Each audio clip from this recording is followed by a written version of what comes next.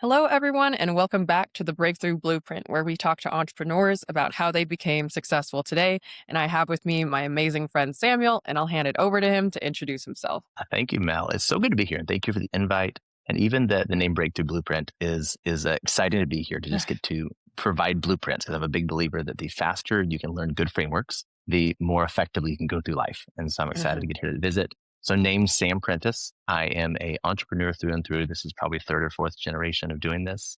And my primary work is I work at the intersection of money, spirituality, and tech. And so all three of those things do link together. And I'll explain why. But the capacity is my primary work is working with high capacity founders who are in the process of exiting their businesses or assets and are having major tax events. So I kind of get in the door doing tax planning. We have some pretty significant tax strategy reductions that we've done in the past decade. And then in the last 3 to 4 years, I've incorporated more of the whole human aspect of what, when you have that large exit, how do you create a relationship with a new level of wealth?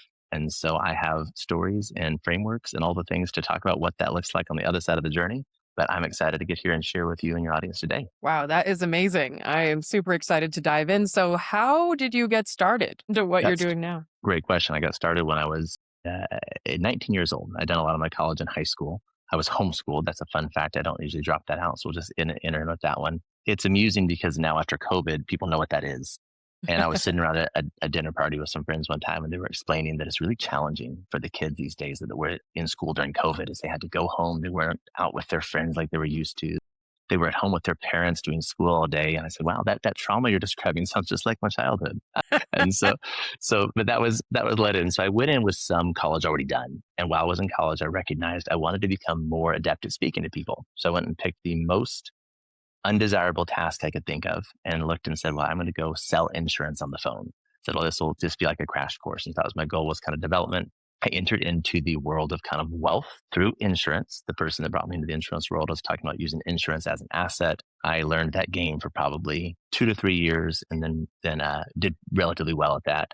But what took place in my business, and what takes place in any business, is you identify the person you're serving, and then you Mhm. continue to find new ways to serve them over and over again. So I identified early on, I wanted to serve the high net worth space. I grew up in a decent level of affluence. So I was familiar with some of the challenges that were there, not all of them, because of course, as a 19, 20-year-old, there's a lot of world left to learn about. But that being said, so identifying the person of high net worth, so started off serving them with insurance. So wrote large policies, and then went from policies to tax planning to structure and investments to now the holistic side of things with more of the mindset behind money as well. And so that's kind of the transitional journey of how we got to where we're at today, is picking the person, serving them really, really well. And every time I serve them well with one thing, asked, what is the other things you're looking to have service on in your life? And seeing which of those aligned with skill sets I wanted to develop, acquire, or hire for. Wow, I love that. I mean, and that all makes sense about the mindset part along with the financial part, because I talk to so many entrepreneurs here. A lot of them are first generation Americans. They did not grow up with wealth. And so when they finally have that money, just figuring out how to Mhm. spend it or making mistakes on investments, 100%. spending on a lifestyle or for flashiness, and then realizing, having this arc where they realize like that's not super valuable or important to them, but like just going through this journey of how to deal with, I guess, the psychological aspects of just being in a completely different like level of society, networking with different people, dressing differently, having things expected of you. I'm sure there's a lot that goes with, exiting a company. Can you talk more about that aspect? That's a really deep and insightful question. I want to make sure I cover all of it, because that's inside of the question you asked. The answer, I have about 6 or 7 frameworks that I use to identify the state of being I want to be in, and like to help Hmm. entrepreneurs speed through to the desired feeling state they want to be around the relationship with their work and money. And so that'll be a couple of them will actually be woven in because of the way you asked such a detailed, excellent question. But I wanted to, before I answered it, I wanted just to speak to that in this journey of getting Hmm. clarity on what we all want in life. Hmm. I gave you an answer of 15 years of life. I want to make sure that every entrepreneur listening to this knows that it's always getting one step in front of the other. So as you look back 15 years backward, it's very easy to see, oh, this is how the steps lined up to where I'm at today.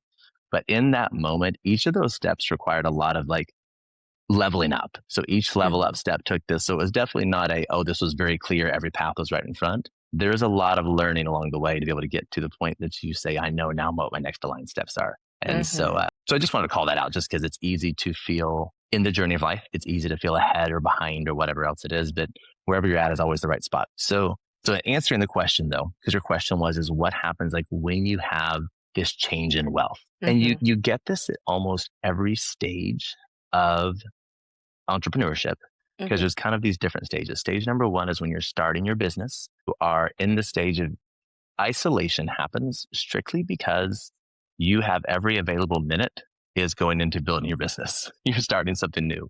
And so a lot of your time is there. So it can feel isolating when you're doing something Mhm. different. There's a leveling up that's taking place because you're going from security to creation. And so that going from preservation to creation mode is a offensive switch for how you're approaching life.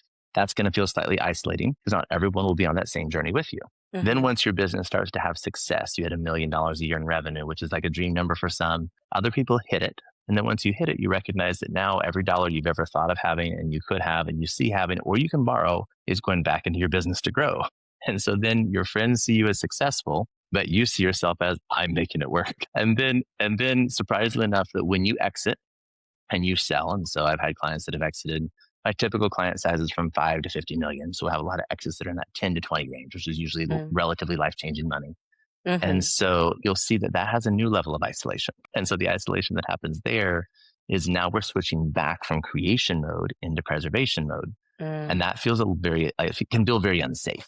The biggest tool, so one of the frameworks I talk about early on is how to avoid becoming the main character in the game. And what's Mm. funny is most people think being the main character is good because when you start out, truthfully, from the money game, at least when it comes to money in society, when you have less than $1 million, a lot of times you kind of end up in the non-playable character range where you get whatever is available to you, and that's just kind of the nature. Once you start crossing over that threshold, when you have over $1 million, you become the main character in the game. And the question is do you want to be the main character in your game or be the main character in somebody else's? So main character energy sounds good, but it's actually not good. Even being the game controller is not ideal because you're now controlling a game as you're having to learn all these different rules across the board. The ideal route to be in is becoming the game designer. So when you can make that transition, those are kind of three stages of entrepreneurial evolution.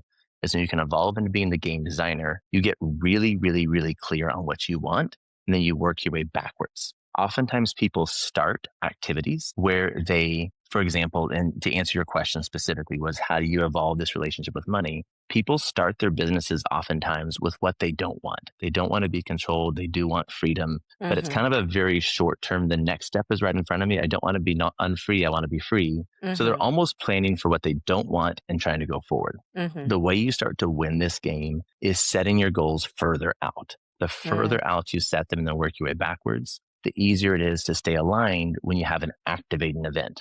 Getting a lot of money in your bank account is a very activating event. It can be positive, it can be negative, it can be everything in between. But that activation, you don't have a place for heavy activation to be directed. It gets you into spin mode. And entrepreneurs know what spin mode looks like. It's where you wake up in the morning, you're stressed about what you do that day. You spin from 10 things and don't get anything done. You go to bed at night and think, oh, crap.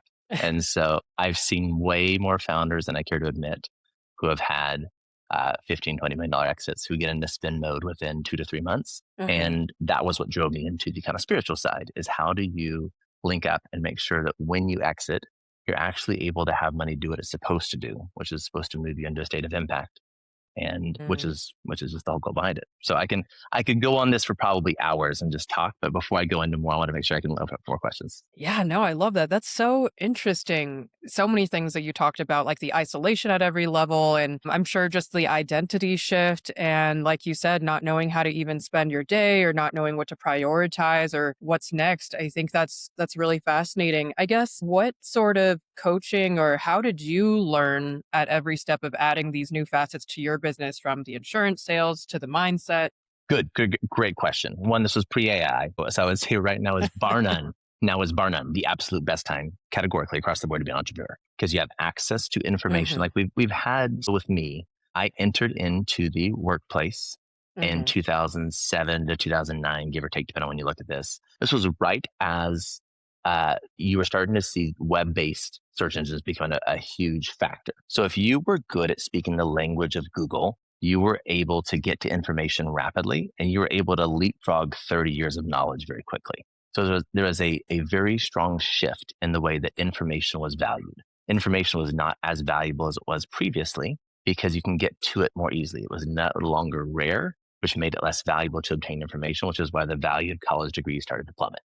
Mhm. And so now it used to be after that, information was not as valuable, but being able to speak different languages was. And I don't mean linguistics as in other countries. I mean, if you could speak the language of programming, you could Mhm. speak the language of music, you could speak the language of design, you could speak the language of SEO. If you could speak that language, you were valuable because you could take information and turn it into awareness. Well, now that gap is being closed because with Mhm. AI is a translator. AI allows you to speak any language you want to speak. If I want to speak programming, I can speak programming. If I want to speak Mhm. French, I want to speak music, I want to speak design, I want to speak SEO. I have a translator for that. So one, the call it is it is an excellent time to be in entrepreneurship, but it is an important time to determine what is valuable and what is not rare. What is rare is not always what is valuable, but what is valuable is always what is not readily available. So it's just supply and Mhm. demand, the nature behind that. The rare and valuable thing is evidenced by Beanie Babies. So let's be clear. It's not always just because it's rare doesn't mean it's valuable. It has to solve a problem. So point behind this is your question was is how did we learn all these things? How to learn these things? Is I did what anyone would do when you are clear on the outcome you want. I knew the outcome I want. And I want to be clear when I did this, I lucked into this. So my hope is to shortcut 15 years of journey for anyone who wants to listen to this is that I lucked into this and got clear with what I wanted, not by design, but just by maybe a little bit of intuition. And truthfully, I believe some level of luck that I got clear on the outcomes I wanted early on in life. The Mm. quicker you're clear on it, then you can start to take aligned action. Because Mhm. if you know your goal and you take one tiny step towards it every day and you don't take a lot of steps off track, your Mhm. life is going to be so easy. When you take the steps off track, the difficult thing Mhm. is the steps off are always paved. The step back to your aligned path is never paved. It takes a long time to get there. And so that's why I really like setting goals further out, which we can talk about more. But with me, I had that goal picked. And so the way I learned each of these things is I wanted to learn how to optimize, I have a drive to optimize things. And so I looked and said, well, what problem am I solving? How can I solve it most efficiently for myself and the client? And Mhm. so I looked at that and said, where can I do things that are level 2 effort for me and a level 8 value to somebody else? Value is, there's a lot of ways people derive value. It's not always just money. So money is a great Mhm. measuring tool. Sometimes it's energy, sometimes it's time, sometimes it's status, sometimes it's experience. There's a lot of ways people derive value. So I made sure I did things that were level 2 effort for me, Mhm. created level 8 value somewhere else. And then those transactions started to work. And that transactions working was what fueled the ability to continue playing this game, Mhm. learn something new, find a way to solve it, a way where I solve a problem in a way that does not detract from me. It is creative for me. Where in the effort of 2 to 8, I am creating. In that moment, I'm doing a creative thing. And if I Mhm. live my minutes feeling creative, then I feel like I'm an alive whole human. So the more creative minutes I spend, the better off my life is, both psychologically and financially. Love that. So, what are some of the most common struggles that you see with founders? Like, have you ever met anyone who made $10 million and then they just spent it all? Yeah, this is great. So let's go through this. So there is. I'm gonna. I'll let you. How would you like to? Would you like to hear? I'll just tell a couple stories. So tell one Okay. story. So first story I tell. This is one of my favorite stories. Was a client of mine Mhm. went through an exit. He sold for 20 million. His exit price was Mhm. 20 million. Now some of that got rolled back in. So 2 million got rolled back into the company. A couple million got rolled somewhere else for some repayments. So he ended up with a Mhm. net deposit after commissions of about $15 million in his bank account. So it was a set net deposit there.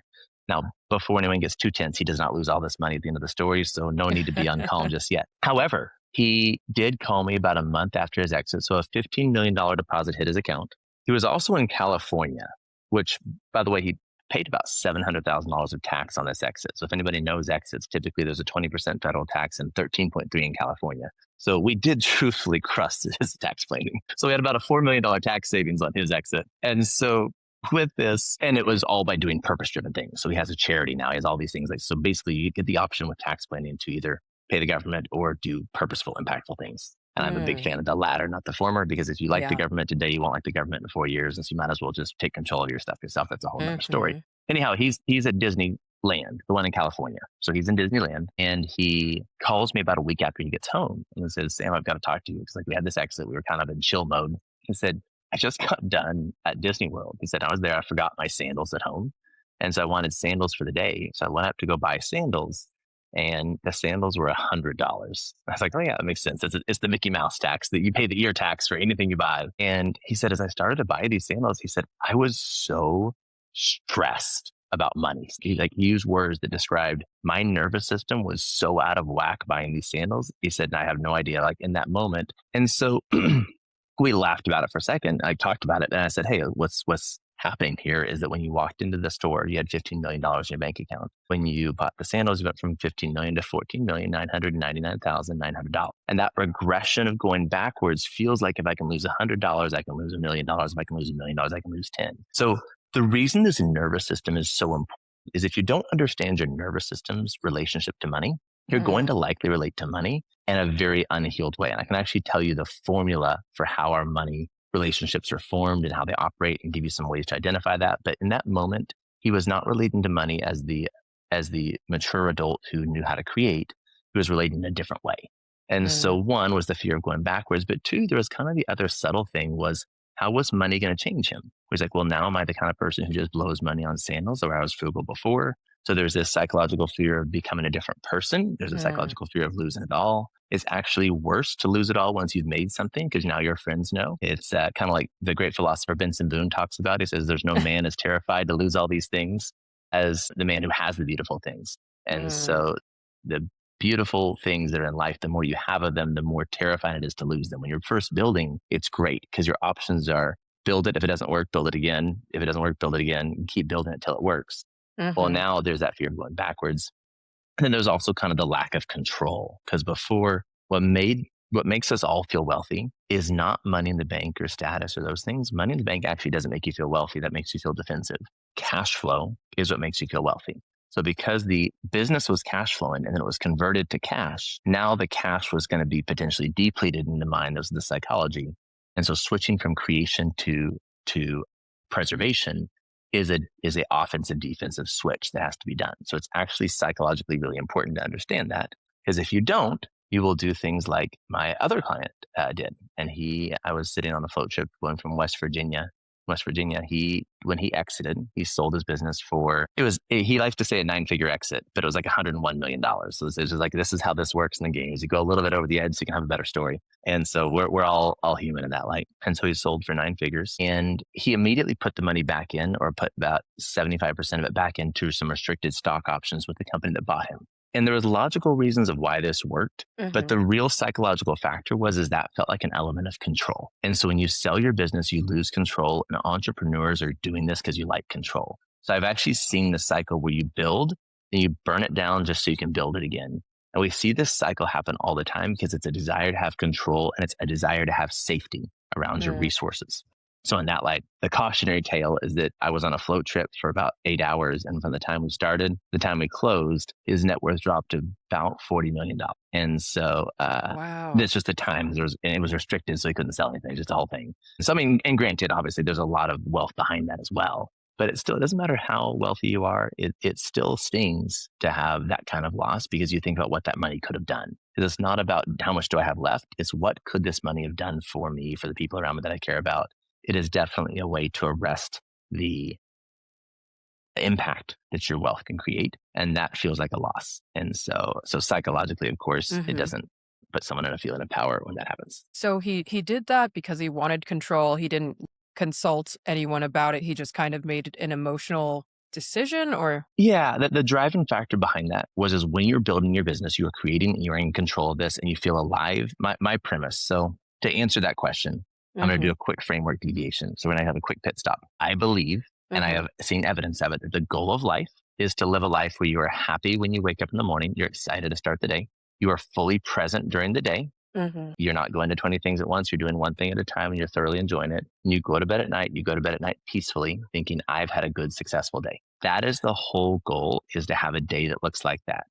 Now, mhm, to do that, there's lots of things that can get in the way of it, but that is what winning life looks like. And the reason I like having our direction set far out is that is a big enough goal. It is far enough out that it is both a coordinate of where we are going to be spending our life journey, but mhm, it's also a compass because on a day to day basis, I can look at it and say, did I live a happy, present, peaceful life today? If I didn't, I can start to see what elements took me away from that. So then you work backwards. The way that we feel alive is you get three. that there's really only one way to track resources and energy. We look at money. Money is not universal. Big money to you is not big money to another guy. It's not big money to me, Mhm. and so on. It's a variable and it's very subjective. Objectively, though, we all get 1,440 minutes per day. So our goal is to have the most high quality minutes we can have. And I Mhm. am of the belief that all humans, but especially entrepreneurs, are built to be creators. When you spend your minutes in a state of creativity, you feel Mhm. most alive. That is the most in flow state we're going to be. That is when we are happy, present, peaceful, is when we are creating. And so to spend our minutes in creativity, we also want to feel three stages. There's three stages you experience wealth. The first stage is security. The next stage is abundance. The last stage is impact. You cannot skip these stages. And so it's really hard to be impacting the world if you don't feel secure around money because you're going to feel like a martyr. It's really hard to be super abundant if you don't feel secure because now you feel like a hedonist. And so the securities are base layers. So we want to feel secure. So you kind of see the idea. You want to be happy, present, peaceful. You want to spend your minutes in creativity. You want to be an impactful human because most of us on the world want to be impactful. You want to feel abundant, like you get to enjoy your stuff. To feel abundant, you also need to feel secure. Before you can feel secure, you need to have cash flow because cash doesn't make you feel secure. You need cash flow. To have cash flow, you need cash. So oftentimes when we're planning for this business idea, this whole idea of business, like if we just had more cash, time would be better. But in reality, the reason setting goals further out makes this game so much more fun is when you get to cash, you now know what to do next. So in the case you described, that I was mentioning there with the guy who reinvested, he got to cash, but he didn't know what the next step was after that. So it's like, oh, well, I want to have more cash flow. So I'll go reinvest in the company because when I ran it, it did well. And it just, the reason that I think that that decision was made is because it was an overexposure to risk because as entrepreneurs drastically underestimate risk when we are involved because we are used to having alpha that we put into things. Alpha is what we do. Beta is what the market does. We're used to our alpha creating massive wins. When you shift from no longer being the alpha in your business, you are not the alpha in your investments. Your only alpha you have is your diligence. After that, the asset is released. So in that light, it was just kind of this miss. There was not enough of a gap time to properly relearn the tools of what element of alpha he was going to be able to insert into this investment.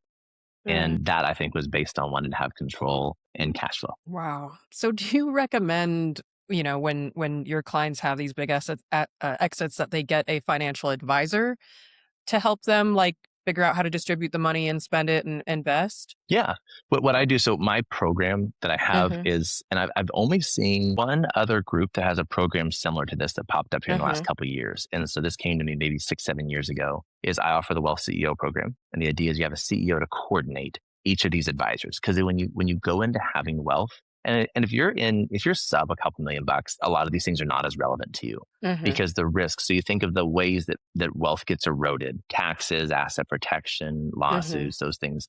These are all things we need to be prepared for when you have things to defend. But when you're in an early stage and there's not as much defense needed, you don't have to be quite as pedantic about that as you will at a later stage in life. And so when you do have larger amounts of money, I think of it like Mhm. gold. The more gold you have in the safe, the more you have to protect the safe. So if you have $10 million in your on your balance sheet and it's all in your personal name, you become a great person to sue, especially if it's Mhm. liquid. Versus if I have it underneath a trust or a couple other things, I Mhm. can reduce the ease of somebody getting to that money. So the more money, or if I have it under for trust, then the trust can be a little bit smaller safes because they don't have to protect as much. They don't have to be quite as thick of metal because people are not going to spend as much resource trying to get into the wealth if there's not as much available there for them. So that's kind of the nature of this. It's always very economical. So money is made in business and it's kept in court. So we always get prepared for those things.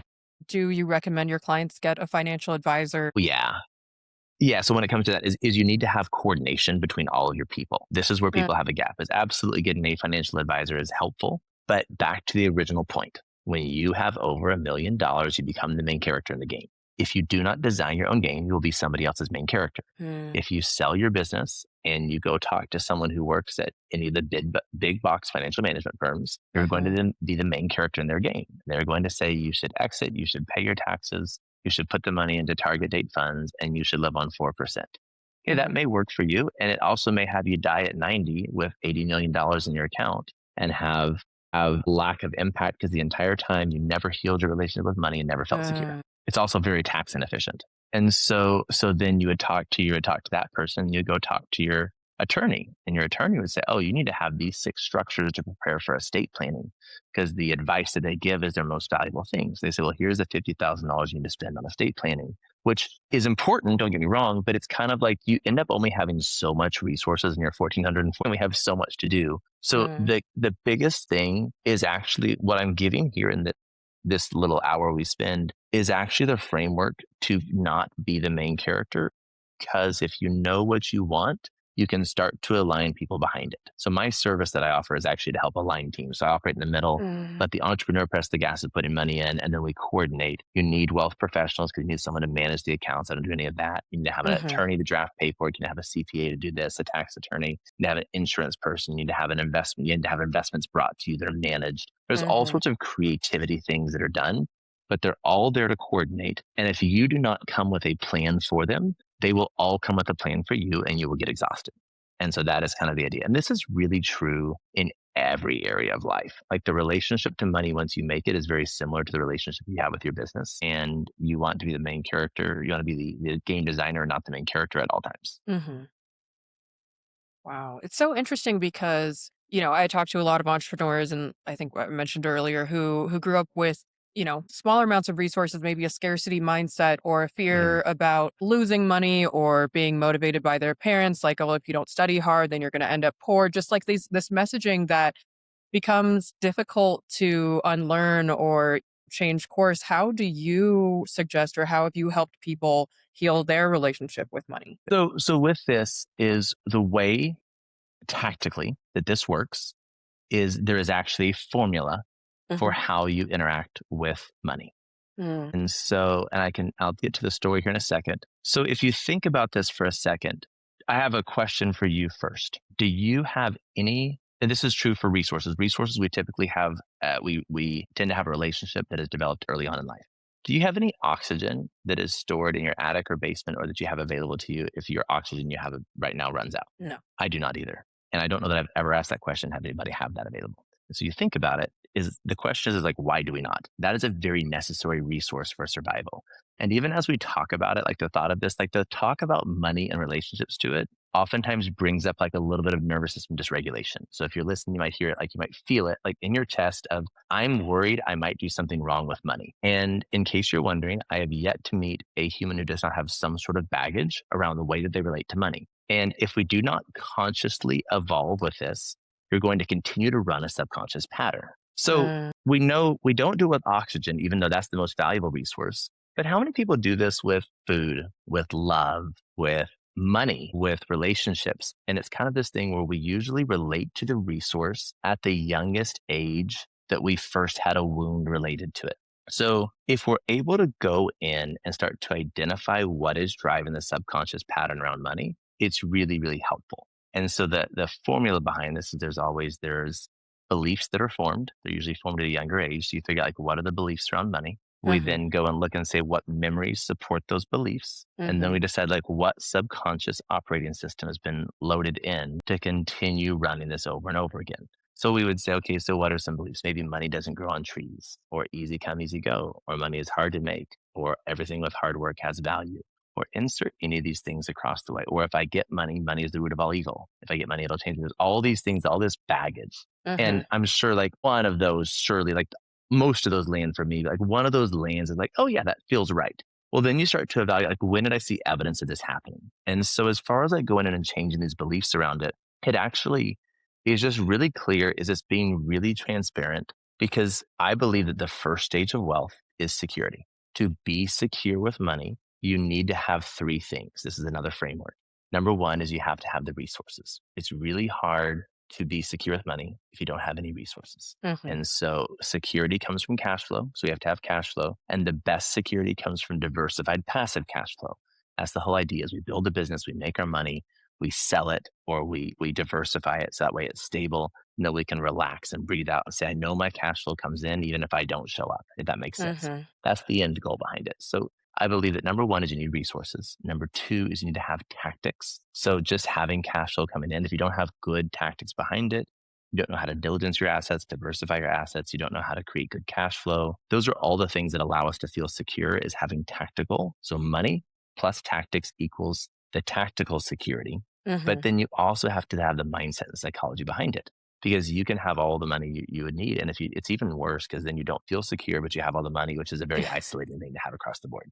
And so you have to have all three of those things to advance through the stages. And the stages are security, abundance, and impact. And there's actually a mathematical formula for this from a passive cash flow standpoint. But without getting too heady on that side, that's the whole goal is to be able to transition through those three stages and being prepared for it in advance of knowing this is what will happen is how we're able to go and identify what is the mindset section that is contributing to my security around money. And doing this work is really, really powerful Mhm. because our intuition and nervous system and those things are always running subconsciously. There's a Mhm. lot of intelligence in the way that our body processes information. These things can dysregulate really easily. Well, dysregulation isn't always bad. Sometimes if you're dysregulated about money, it's because you actually want a different outcome. If there's a tiger beside me, I'm not supposed to sit there and meditate while the tiger is there. I'm supposed to actually move that way. So, and so it's the same thing. Sometimes dysregulation is there to activate you, to make you feel charged and go a direction. But getting your goals set further out allows you to not take wrong steps with that activation because you're afraid. It allows you to turn any kind of strong activating emotion into directed energy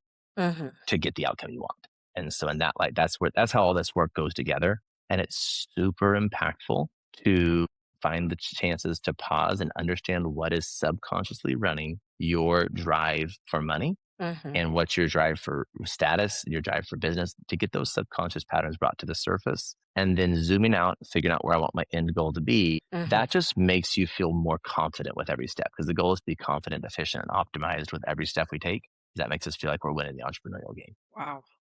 Love that. That's so I have so many questions, but so you said that you start working with people when they know that they are on the path to exit. Is that correct? Yeah, so I have two. So I'm actively I've done everything in my life in reverse order because I honestly I have built a very weird salad business. Most of the time, you start with like short form content and work your way up to these things. And so I just started with private clients, and now I'm trying to work my way backwards. So I have Mm. a few service mechanisms, excuse me, a few service ecosystems Mhm. that I work with, and my goal is for everything I do to be sustainable. And so I have an investment fund at the top, and then beneath the investment fund, I have private clients that pay a consulting fee for me to go work with them, usually around exit.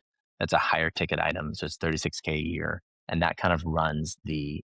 That's higher end because there's higher value. Oftentimes, my goal is to make sure I 10x whatever I do, whatever someone pays me. My goal is to 10x whatever they pay me in return, and I like to make it monetary return because feelings are I don't know. I just think that it's just more fun to track it. And then beneath that is I have a small community where I have Mhm. that as kind of a way to do one to many. I didn't have this until last year, but I wanted to solve a problem in my life. One of Mm. the problems I have in my life is that I actually love chaos. I am really good in chaos and I am rampant ADHD.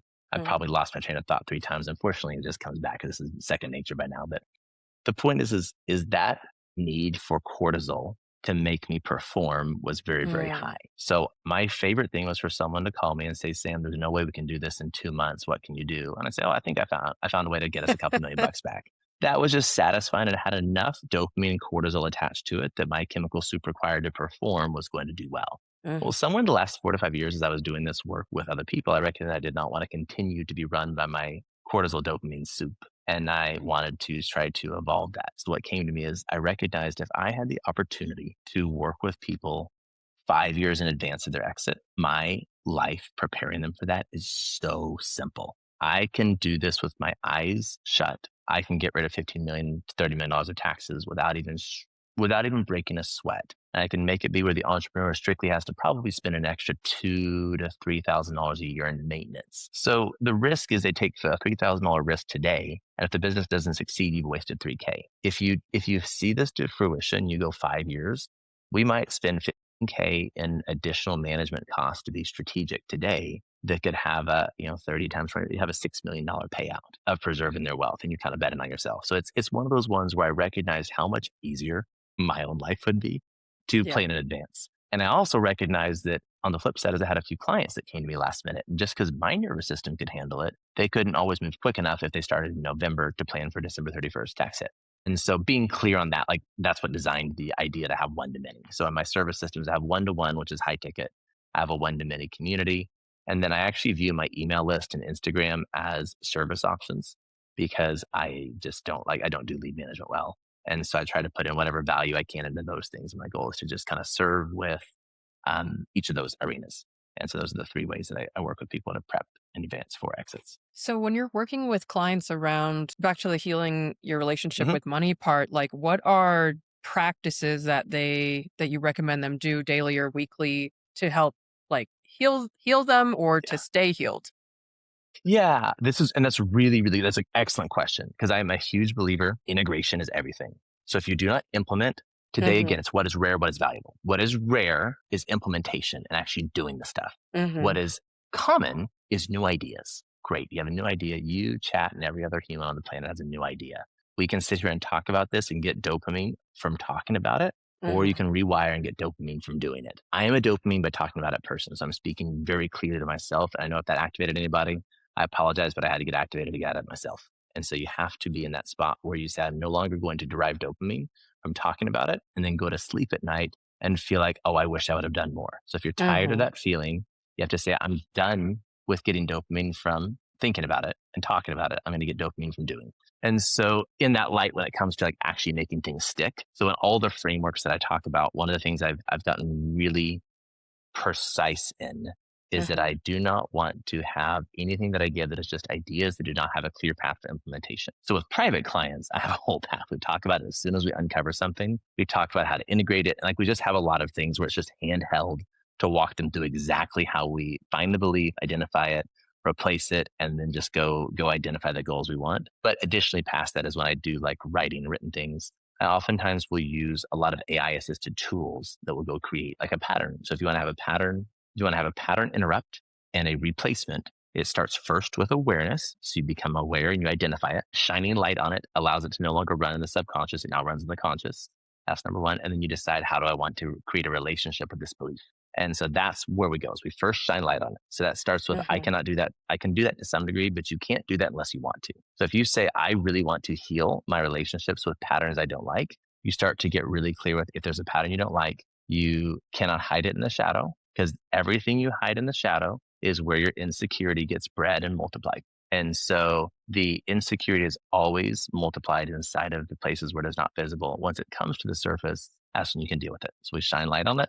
And then once we're clear with it, we look and say, okay, what is the belief that's running this? What is subconscious? And the goal is always to replace it with new beliefs and or to identify, is the belief serving you or not? So Mhm. first, is it serving me or not? And then it's replacing it. But the easiest way is to get really clear on what you do want. Mhm. The best way, because what you don't want is to go run patterns you don't like and those things. But if you're really clear on what you do want, it actually makes this easier.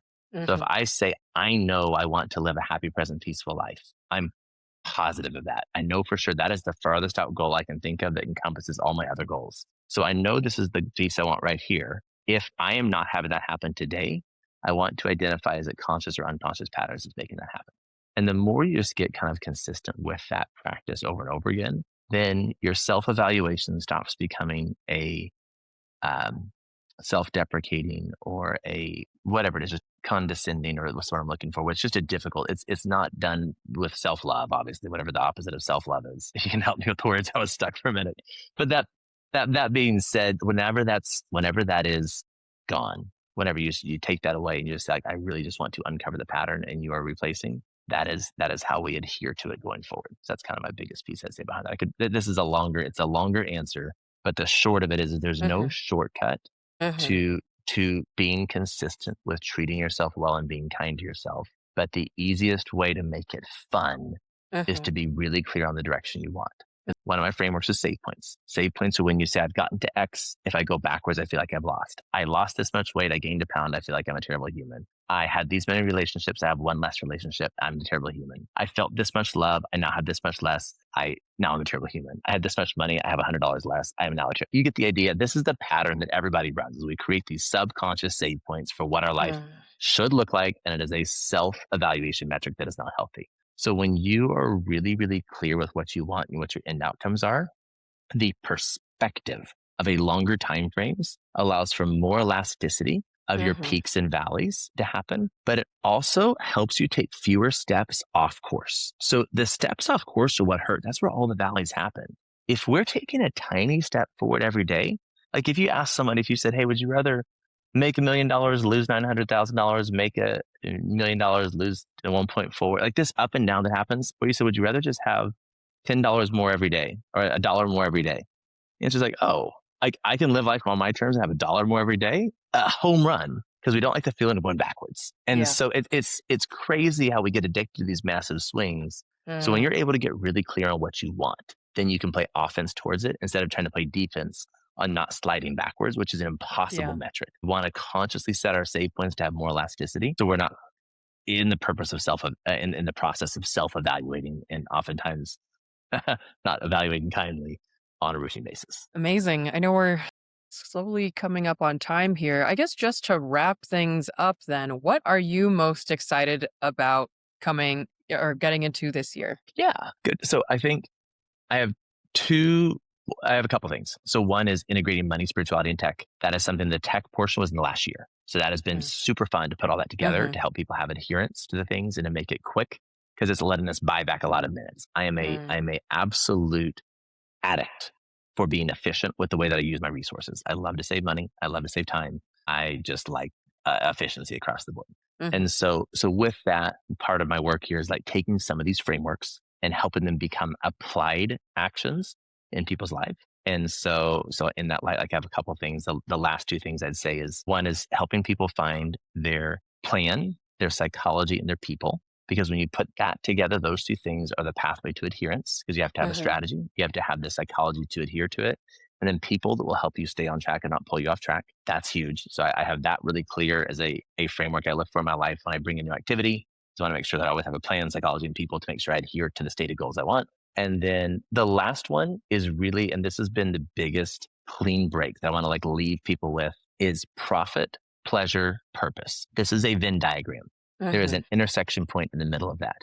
That is where we feel absolutely most alive, is when you're doing things that feel purposeful, profitable, and pleasurable. So I mentioned that earlier before, but for me is getting really clear on that playing around of how to design life. When we're designing the game, I want to design the game where I live in that intersection. I might live in one of the corners. I might live in the profit corner that's a little pleasurable, a little purposeful because I'm in the stage of life of building. I might live in the purpose corner more and I am not as concerned with profit, but you get the idea that I want to live in there. But that's actually how I do all of the planning now. So when I sit with a Mhm. client, if I do tax planning, my first question is not how do we avoid taxes, which is a terrible idea. It's what do I not want? The worst reason to start a nonprofit is because I don't want to pay taxes. That's a terrible. That's planning for what I don't want. Versus if I plan forward and say, well, what I do want in life is I want to feel purposeful. I want to minister to these people. I would also like for this to be sustainable philanthropy. Our nonprofits make whack tons of money and they're profitable, but they are sustainable. They can need to Mm. reinvest back into the community, the people, and the business because businesses are there. So getting a chance to really take that framework of purpose, profit, pleasure, and get to do work with people and helping them identify what's in that intersection and do that efficiently. That's where my excitement level comes in. And I just literally there is no puzzle I would rather put together more than that. And so I want to solve high quality, high value puzzles for high value people. And I want to do so in a way that we move more people into their state of impact. And that's the whole goal behind it. I love that. Well, thank you so much for joining me today. This has been amazing. Indeed. Thank you for having me, Mel. I enjoyed getting to visit with you. Yeah, we'll definitely have to do this again in a couple months then. Awesome. And for everyone else, please tune into the next episode of the Breakthrough Blueprint.